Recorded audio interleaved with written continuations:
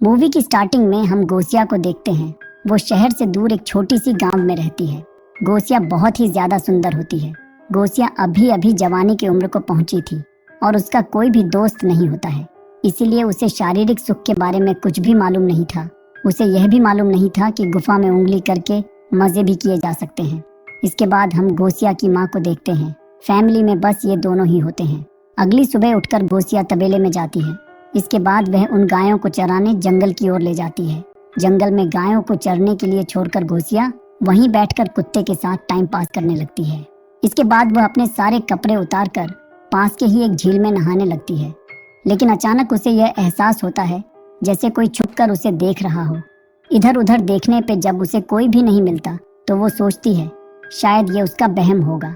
इसके बाद गोसिया वहीं पर लेटकर खुले आसमानों का मजा लेने लगती है, लेकिन तभी उसके ऊपर किसी की परछाई दिखाई देती है। गोसिया ने भी परछाई को महसूस कर लिया था।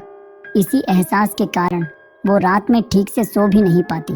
उसकी माँ उसे देर रात तक जागता देख उसे ऐसा करने की वजह पूछती है, लेकिन गोसिया अपनी माँ को ठीक से जवाब नहीं देती क्योंकि वो अपने शरीर में होने वाले बदलाव को लेकर परेशान थी और ये बात अपनी माँ को बताने में उसे शर्म आ रही थी। अगले दिन भी गोसिया अपने गायों को लेकर जंगल में जाती है और वहीं बैठकर फूल से अपने चेहरे को सहलाने लगती है। लेकिन तभी उसे दूर में एक इंसान दिखाई देता है। वो आदमी जंगल में पेंटिंग बना रहा था। उस आदमी को देखकर गोसिया काफी हैरान होती है। फिर वो उसके पास जाकर उससे बातें करने लगती है। वो आदमी गोसिया को अपने पास बैठाकर अपनी बनाई हुई पेंटिंग दिखाता है।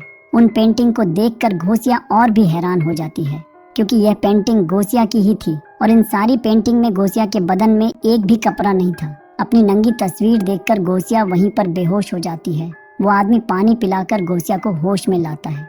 होश में आने के बाद वो गोसिया से पूछता है, क्या तुम यहीं पे रहती हो? इस पर गोसिया ने हाँ में जवाब देती है। इसके बाद दोनों वहाँ पे काफी बातें करते हैं। बातों ही बातों में गोसिया उस आदमी से उसका पता पूछती है। वो आदमी कहता है, मेरा कोई ठिकाना नहीं है, मैं यहाँ वहाँ घूमकर तस्वीरें बनाता हूँ और मुझे जो भी जगह पसंद आती है मैं वहीं पे जाकर रहने लगता हूँ। ये कहते हुए वो गोसिया के करीब आया और उसके बदन को छूने लगता है। उस आदमी का ऐसे छूना गोसिया को अच्छा तो लगा था, लेकिन वो शर्माकर वहाँ से भाग जाती है। घर आने के बाद भी गोसिया उसी आदमी के ख्यालों में खोई हुई थी और वो उससे दोबारा मिलना चाहती थी। वो उसके उसी टच को महसूस करना चाहती थी। अगले दिन गोसिया फिर से उसी जगह पे जाती है और अपने कपड़ों को नीचे करके वहीं पे बैठ जाती है क्योंकि वो चाहती थी वो आदमी उसे फिर से टच करे। लेकिन वो आदमी गोसिया को कहीं पर दिखाई नहीं देता है। लेकिन थोड़ी ही देर बाद गोसिया को उस आदमी की आवाज सुनाई देता है। आवाज सुनकर गोसिया उस आदमी के पास पहुंच जाती है। वो आदमी झाड़ियों में बैठकर तस्वीर बना रहा था। गोसिया के पास आने पर वो गोसिया से कहता है, मैंने देख लिया था तुम मुझे ढूंढ रही थी और इसलिए मैंने तुम्हें आवाज लगाया था। यह कहते हुए वो गोसिया को तस्वीर दिखाता है। उन पेंटिंग को देखकर गोसिया को बहुत अच्छा लगता है। फिर गोसिया उससे पूछती है, तुम बस मेरी ही तस्वीर क्यों बनाते हो और वो भी बिना कपड़ों की? यह सुनकर वो आदमी गोसिया से कहता है, तुम बहुत खूबसूरत हो, तुम्हारा चेहरा, तुम्हारा बदन और तुम्हारे हाथ भी बहुत सुंदर हैं। इसके बाद वह गोसिया से कहता है, क्या तुम जानती हो तुम्हारा जवान शरीर तुमसे क्या चाहता है? इस पर गोसिया कहती है, नहीं, मैं इन सब के बारे में कुछ भी नहीं जानती। ये सुनकर वो आदमी गोसिया को उसी की एक तस्वीर दिखाता है। इस तस्वीर में गोसिया के बदन पे एक भी कपड़ा नहीं था। ये तस्वीर गोसिया को बहुत पसंद आती है। वो कहती हैं, मुझे हमेशा से लगता था जैसे कोई छुपकर मुझे देख रहा हो, क्या वो तुम ही थे? इस पर वो आदमी हाँ में जवाब देता है। इसके बाद वो गोसिया से अपने सारे कपड़े उतारने के लिए कहता है। ये सुनने के बाद गोसिया अपने सारे कपड़े उतार देती है। फिर वो आदमी गोसिया को पीछे से छूना शुरू करता है और छूते हुए उसके आगे तक पहुंच जाता है। इसके बाद वो धीरे धीरे अपने हाथ को गोसिया के टांगों के बीच में ले जाता है और वह वहाँ पे सहलाने लगता है। ये चीज गोसिया को बहुत ही अच्छी लगती है। इसके बाद वह आदमी अपनी उंगलियों को गोसिया के गुफा में डाल देता है।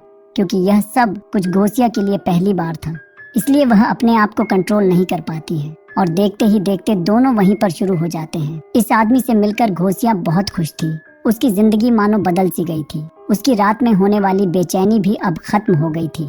अब तो वो अपनी गुफा में उंगली डालना भी सीख गई थी और इसी कारण उसकी गर्म आवाजें सुनकर उसकी माँ को उस पे शक होने लगता है। अब गोसिया को उस आदमी से प्यार होने लगा था और दोनों अब दिन में कई बार एक दूसरे के करीब आते हैं और एक दूसरे के शरीर के प्यास को शांत करती।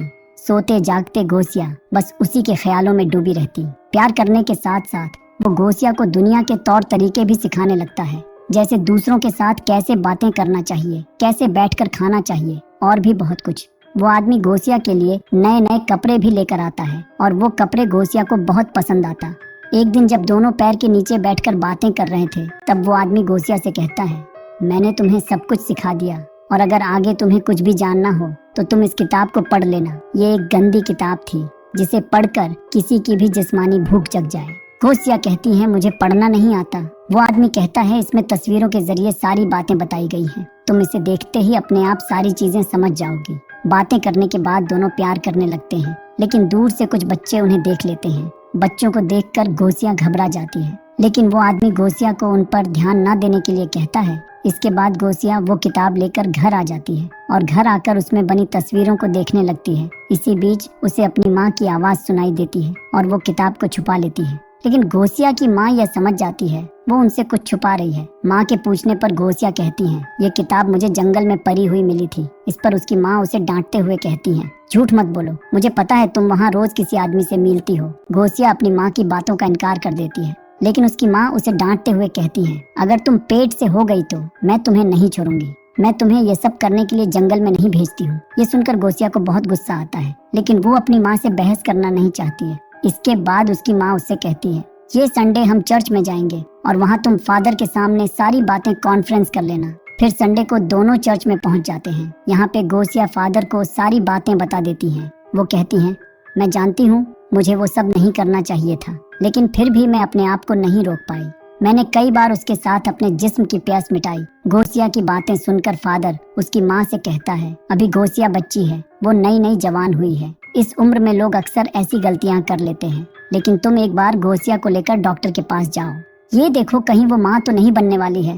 फादर की बातें मानकर घोसिया की माँ उसे डॉक्टर के पास ले आती है। चेक करने के बाद डॉक्टर घोसिया की माँ से जो कहता है उसे सुनकर घोसिया की माँ के साथ साथ आप सब भी हैरान हो जाएंगे। डॉक्टर घोसिया की माँ से कहता है, घोसिया अभी वर्जिन है और उसने किसी के साथ शारीरिक संबंध नहीं बनाया है। मतलब घोसिया को अभी तक किसी ने टच भी नहीं किया था, लेकिन घोसिया ने जो इतना सब कुछ किया था तो फिर आखिर वो क्या था। उसी रात जब घोसिया अपने घर पर सो रही थी तब वो आदमी घोसिया के पास आता है और चूमकर उसे नींद से जगाता है। उसे देखकर घोसिया उससे कहती है, मैं चाहती हूँ तुम हमेशा मेरे पास रहो।